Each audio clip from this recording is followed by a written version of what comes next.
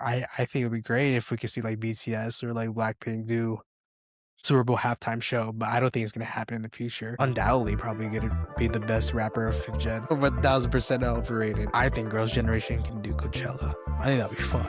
Hype right now really loves Gnarly and sees how much it has blasted Katseye to the mainstream to the point they're kind of replicating it now with all their other hype groups. CJ's Got Takes. Whether it's breaking down brand new K-pop releases, calling out weird Reddit opinions, or debating if Spider-Man just dropped the greatest movie of all time, Christian Borda brings the commentary, the laughs, and the real talk. Turn it up. This is CJ's Got Takes. Hi, welcome to another episode of CJ's Got Takes. And today is going to be a special episode today.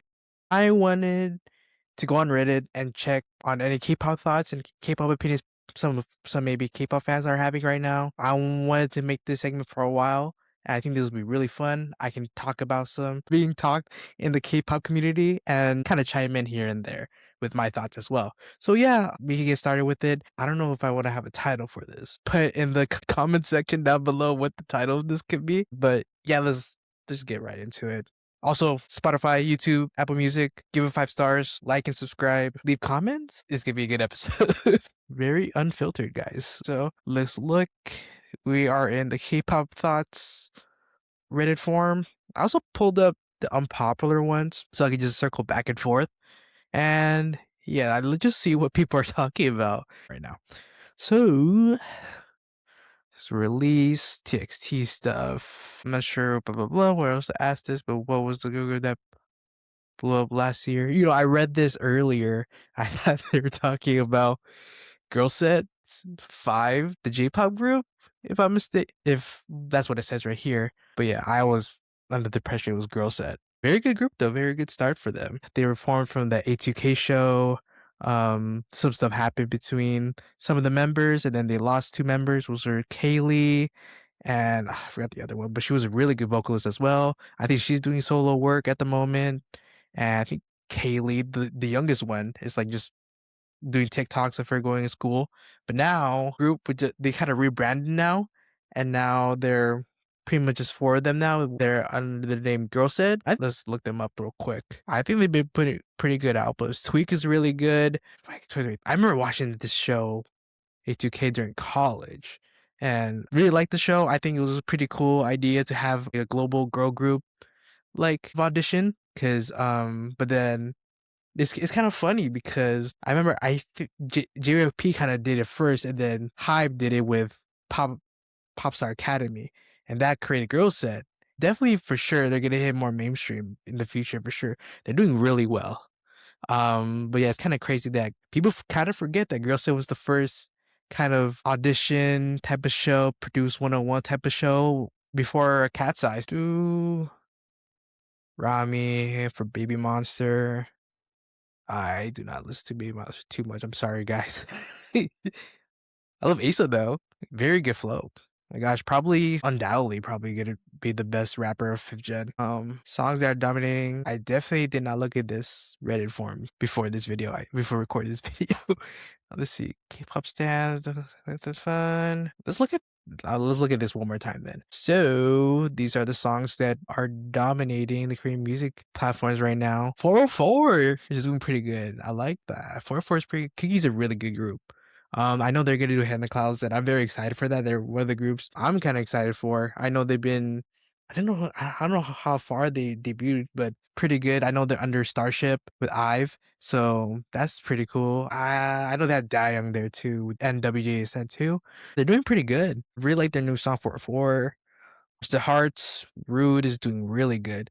I've been to concerts. I want to do that next time. I think I want to say that for another episode about concerts. Well, I love K-pop concerts though. I think they're so fun. I feel like there's such an event in which like it's not just like a regular concert where you can just go in, listen to music. Like we're literally dressed up. Everyone's like giving out freebies and stuff. And you get to meet a lot of cool people there too. I met a lot of cool friends there. A lot of good friends I talk to still and like still hang out with. So I think it's so much fun to go to a K-pop concert because everyone's just a vibe. I think K-pop concerts definitely differ, and the amount of interactions you can have with artists as well. And also the new thing they're doing pretty much of doing like a lot more 360 stages. I want to make a whole video on that because I think that's such a perfect thing. I think it's really fun. BTS is doing a 360 stage with their Arirang tour, twice with This Is For. I went to the This Is For concert, and when I heard it was gonna be a 360 stage, I thought, oh, I wasn't a big fan. But then when you got there, it was really great because it's also in an arena tour. Any seat you have was like a really good seat, so you have a good view and everything. Yeah, I think that's a whole video I want to dive into, like why 360 stages should be used more. Because I think that's gonna be the new wave of more K-pop concerts. So the big companies are gonna be doing more, and from seeing how good like the reception is with these 360 stages, I could definitely see in the future where K-pop companies like SM, JYP, Hybe, YG just incorporate that more often with their concerts. So yeah. Also because I heard news about them wanting to do more arena tours, and so yeah, I think this could be fun. I want to read this one actually. I'm seeing to start, this isn't meant to be a hate pose. I feel like the Sserafim and Katseye researching and release have been very high quality at all, charting very well. They all follow the same formula, memorable one-liner phrase with a trendy beat. Yeah, we're gonna talk about gnarly, yeah. Because the production was good enough to overlook the campy lyrics, but after two more similar songs, it gets super, super old and tiring. I think I want to make a separate video for that as well. I think after the release of Gnarly, um, so before Gnarly, they had Debut, they had Touch, and those are really good starters. I think that was a really good like debut for them. I think those are very good songs. I know people, I have friends that do not like Debut, which is one of their songs, and I love it. I think it's a fun song, and the performance looks really fun. And but yeah, I know there's a lot of discourse with Gnarly, and I think I'm also one of the people that didn't really like Gnarly as much because it kind of sounds a lot very brain rot, but it's surprisingly it kind of boosted Katseye to like mainstream now. Now I believe they're like the second most streamed artist for Hype now, next to BTS, which is crazy. And you could tell they really love Gnarly, and they're trying to replicate it a lot. You see with Eyelid's new release literally just kind of sounds like that, where it's like it's very, very out there. I don't know how to describe it. It's very out there, and I don't know if polarizing is gonna be the right word. I would say it's more. Let's say it's really trying to catch your attention for sure. Very like weird, off-putting, but somewhat kind of catchy. I think I'm gonna put it under that category. And I think they really love it because you can see with Eyelid, see with Spaghetti with Le Sserafim. I was not the biggest fan of Spaghetti. I think it feels kind of off to me from what their previous releases were, and they also, I believe, Hot, the previous release, I think that's one of their best like EPs they released despite Unforgiven. I was almost gonna say first, but then I talked to my friend about it. I really do like Unforgiven, even though some of the tracks were already released as singles. Oh, let's look back at Unforgiven. Yeah, so some of them are just 2023 versions. It's just them pretty much taking out their 6 members' vocals that got kicked out. But yeah, but honestly, Unforgiven is in my opinion, one of their best projects. But then with Hot, I think that's probably, in my opinion, probably their second best EP because they have songs like, I think each one is a banger. Born Fire is very good.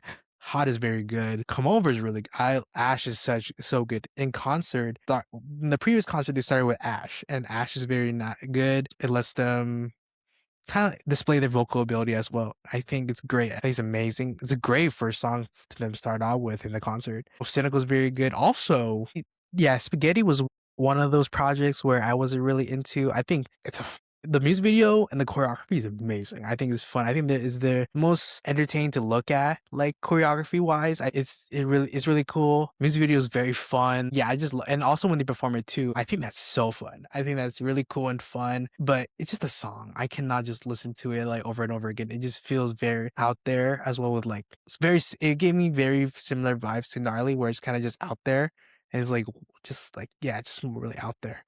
But yeah, I think Hype right now really loves Gnarly and sees how much it has blasted Katseye to the mainstream to the point they're kind of replicating it now with all their other hype groups. Maybe not Cordis. Cordis, that was a really good song. Recent release is really good, guys. Just check it out. But you can tell they're replicating it with their girl groups for sure. I want to see what they do next. If you want me to do like my top 3 favorite K-pop albums that you should listen to, or maybe I do an episode of maybe like a K-pop starter guide. I think that'll be fun. Let's look at some more. I do really want to do Coachella video. I think, long story short, I think Girls' Generation can do Coachella. I think that'd be fun. We probably won't get Jessica for sure, but I would love Girls' Generation for Coachella. Please advocate. Let's do a hashtag. Let's do Girls' Generation Coachella headliner. This year you already had, but you had 21, and I think to really set it off, so you have all the really best like third gen groups. You got to get Girls' Generation, you know, and I think it'll be amazing. I think that would be really great. I would definitely go to Coachella for sure. I definitely want to dedicate an episode to all the K-pop acts that should do Coachella. So yeah, maybe stay tuned for that. I don't want to use all that for one episode. With Katseye currently, let's read this for a bit. It's pretty short. Katseye currently promoting Girl Set and Prelude attending the Billboard event. Oh yeah, I saw that too. That's really cool. I think that's also an attribute to them and how much they've grown so far with just being, even though they were Vicha back then, I think it shows how far they've gone so far with just the 4 members. So I think that's pretty cool to see them at that Billboard event as well. I don't know, but I feel like this could be the rise of a new era for global girl groups inspired by K-pop. In my opinion, at least, I think more people or young aspiring artists would dream of debuting in a global group that in K-pop for obvious reasons, especially for not being Korean. And imagine we could see a variety of global idols around the world debuting as a group from every continent except Antarctica. What's with the Antarctica shit? Can we have an Antarctica group? What should they call them? The Glacier Boys. Glacier Boys. We should ask Hybe. We should all send a letter. We should all send trucks to SM. Just ask them to make an Antarctica boy group called Glacier Boys. Please, let's make it, guys. I believe being in a global pop group would give you a better chance than trying to get into a K-pop group. I think they're really seeing the success of creating global girl groups. I think Katseye is probably the biggest example, of course, because you have everyone in each race as well. Like you have a Filipino, you have Hispanic, you have Korean, you have all of them are very diverse. Girl Set, very good. I think I talked about them earlier. Very good group. Prelude. If you guys have not known, Hybe is making another girl group out of some of the contestants from Popstar Academy, I believe. And they're doing a show about it. But the thing is that they already have the 3 girl set and there's only 1 spot left. So it's kind of like who's gonna get that last spot. I think that's very fun. I think that's big. I think that's a very big discourse to how traditional like survival shows are with the making of like these groups. I don't know if you heard some of the songs. They kind of had snippets of some of the songs. Belle from Kiss of Life also wrote a really good song. Very good, very R&B.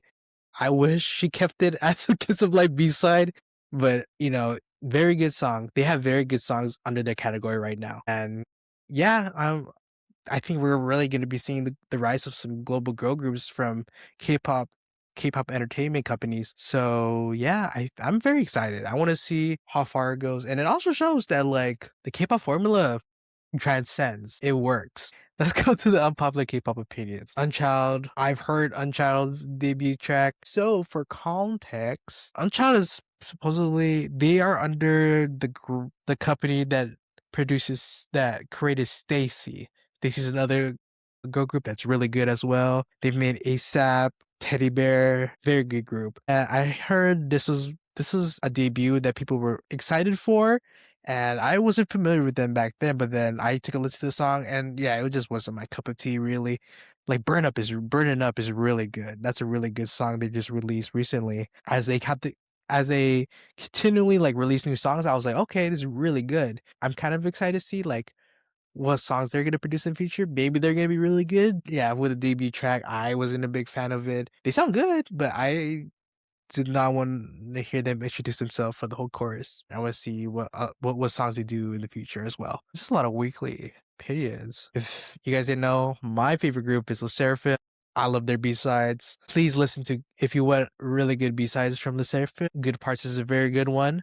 I wish they did it for Encore, but they didn't get to do it for Encore for Easy Crazy Hot Tour. Flash Forward, which they didn't do in the last concert, but I hope they do it for I hope they do it for this concert because I really like Flash Forward. But I love Impurity. Impurity is so good.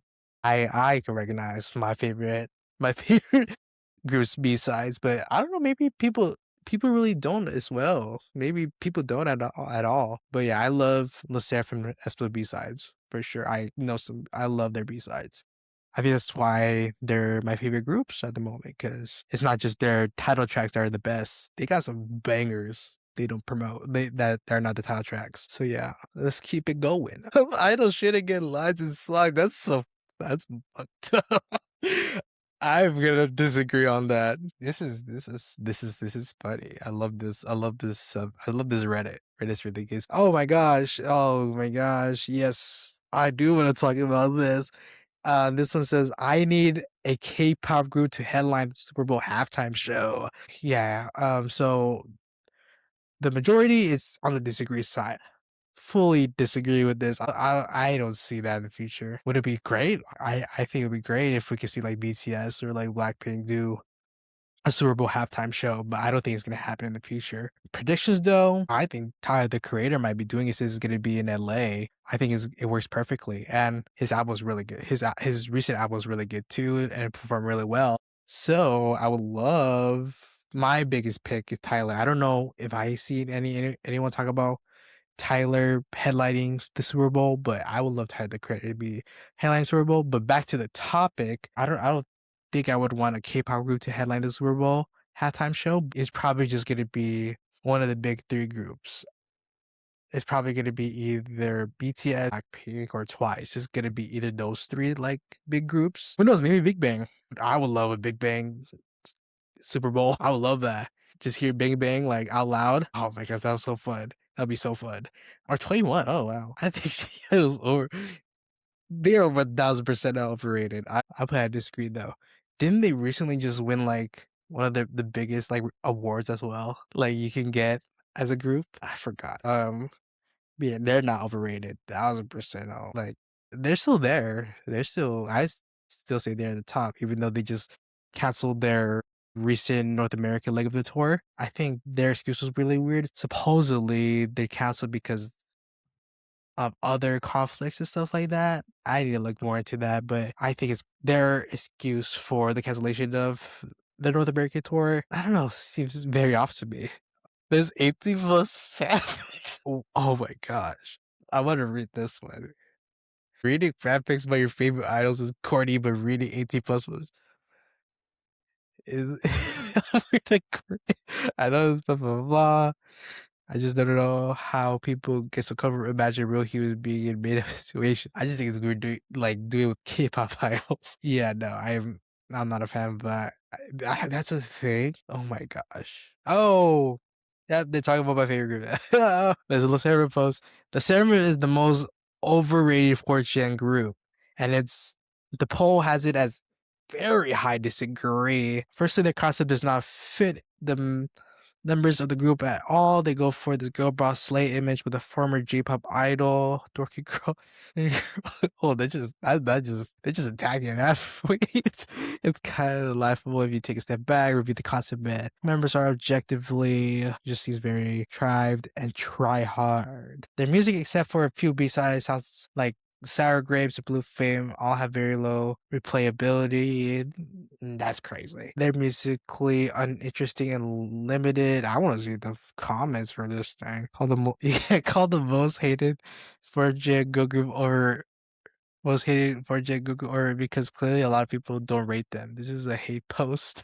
Oh my gosh. No, I do not think they're the most overrated 4J group. I think what really got them was getting Coachella that early into their career. I think, and like the whole Coachella performance, as a big Seraphim fan, it's kind of hard to be watching that one because yeah, it did not sound the greatest. But then again, they released what? Didn't they release like Crazy and like Easy after that, which is like arguably their best tracks they've released so far. I think they're at the top for a reason. I think very good vocally. Performance, they're amazing. If you see them ever in a concert, I think they're amazing performers. I think their B-sides are really great as well. And I like the lore behind them as well, their story behind them as well. I know three of the members were on Produce 101, which is the show that created Ice One. Then, of course, usually didn't make it.